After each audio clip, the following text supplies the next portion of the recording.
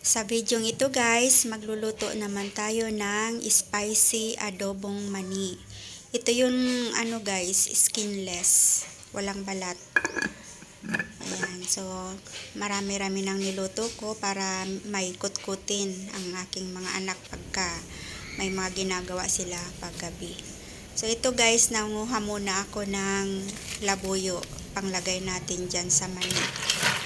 Hinugasan ko munang mabuti kasi minsan may mga alikabok para matanggal.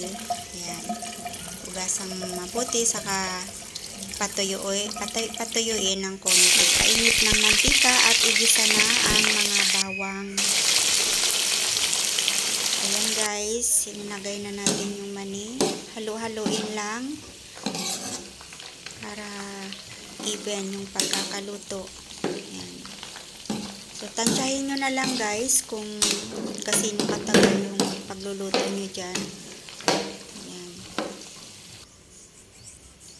So, ito, linagyan ko na ng iodized salt dahil luto na yan. Palalamigin ko muna bago ilipat sa garapon. So, ayan, malamig na. Kaya ililipat na yan natin sa glass jar. Thank you guys for watching.